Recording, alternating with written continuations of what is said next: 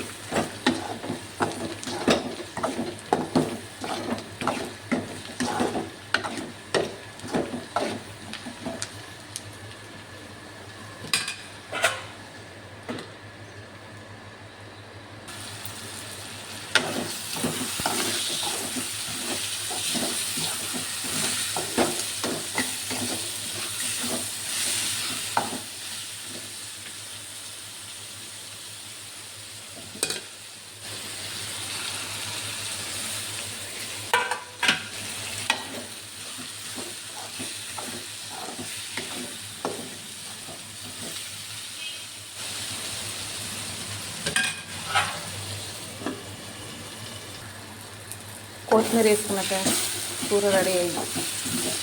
కందిపప్పు, ఉల్లిగడ్డ, అంతే. ఇక ఒక టమాటా వేసుకుంటాం. ఇట్లా వేయించుకుంటే బాగుంటుంది. నూనెలో నీళ్ళు పోసి కూడా వండుకోవచ్చు, కానీ అట్లా నాకు నచ్చదు. ఇట్లా ఏమైనా బాగుంటుంది. పప్పు అన్నం తింటే పప్పు తాకుతుంది మంచిగా. నూనె లేకుండా కదా పప్పు. అట్లా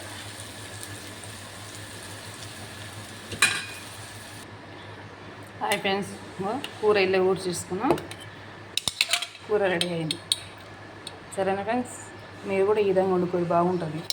అది కందిపప్పు, ఉల్లిగడ్డ, ఒక టమాటా, అంతే. నూనె లేపుట్టి ఇట్లా బాగుంటుంది. కర్రీస్ కూడా వండుకోవచ్చు, మంచిగా ఉంటుంది అని ఇష్టం. సరేనా ఫ్రెండ్స్, అన్నం అయిపోయింది.